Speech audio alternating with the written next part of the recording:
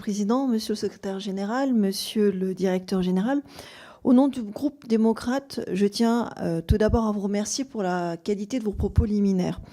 La guerre en Ukraine nous montre aujourd'hui comment le réseau Internet s'intègre directement dans des dynamiques de transfert de souveraineté pour en prolonger le contrôle territorial. Je ne parle pas seulement de cyberattaques classiques, de type destruction d'infrastructures, mais aussi de manœuvres cybernétiques plus larges. Ainsi, fin avril 2022, l'organisation NetBlocks, qui suit au jour le jour la liberté d'accès à Internet dans le monde entier, a fait état d'une interruption brutale de la connectivité de la ville de Kherson. Elle est restaurée quelques heures plus tard, mais le chemin emprunté par le réseau Internet n'est plus le même. Il passe désormais via la société russe Rostelecom au lieu de l'infrastructure de réseau ukrainienne. Cette redirection du trafic Internet fait que les connexions de la zone sont donc soumises désormais à la réglementation, à la surveillance et à la censure de l'Internet russe. La Russie dispose d'un vaste système de censure et de surveillance de l'Internet qui s'est développé ces dernières années, alors que le pays tente de mettre en œuvre un projet d'Internet souverain qui le coupe du reste du monde. Le système d'activité opérationnelle d'investigation du pays, ou SORN, peut être utilisé pour surveiller la plupart des flux de communication. Début mai, la ville de Kherson reconquise, le pouvoir ukrainien rétablit les connexions via des opérateurs ukrainiens sur cette zone. Cet exemple de guerre des réseaux peut être appliqué sur d'autres territoires, ce qui pose la question du rôle d'Internet dans les conflits hybrides. À l'inverse, dans un Internet dématérialisé, l'évolution du réseau et des acteurs politiques concernés indique un tournant vers le rôle fondamental des infrastructures et sur l'importance de leur protection. Pourriez-vous, messieurs, nous indiquer quels sont les moyens mis en œuvre pour protéger nos infrastructures nationales de réseau, qu'ils soient terrestres ou sous-marins? Qu'en est-il prévu à ce titre dans la prochaine LPM?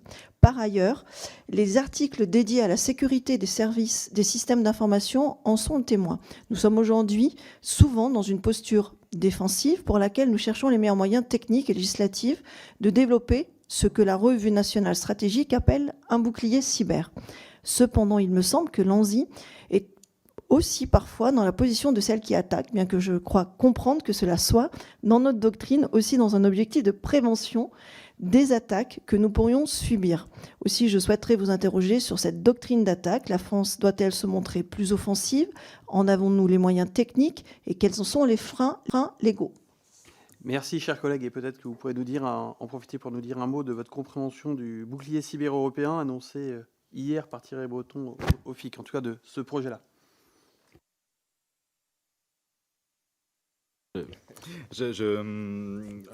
Quelques mots. Alors, l'ANSSI n'attaque pas, déjà, c'est le plus fondamental. Ça n'est pas dans nos missions. Ce que nous pouvons faire, c'est des simulations d'attaque, c'est-à-dire que parmi les missions de l'ANSSI, il y a de conduire des audits. Et conduire des audits, ça veut dire se mettre dans la peau, dans la tête de l'attaquant et agir comme il le ferait pour essayer d'identifier les vulnérabilités. Mais évidemment, on le fait avec des personnes qui le demandent. Voilà, déjà.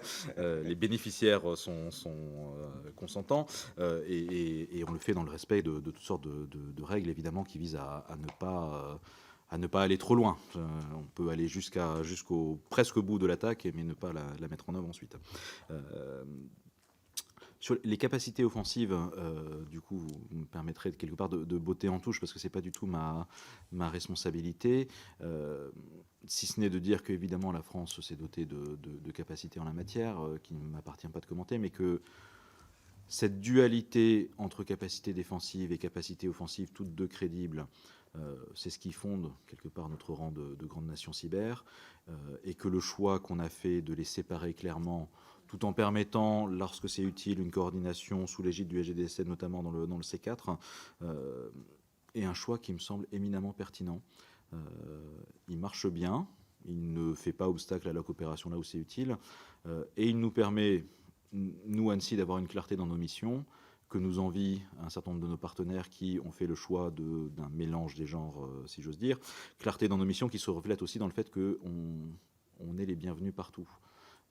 Quand TV5 Monde s'est fait attaquer il y a un certain nombre d'années, avec une extinction de l'antenne,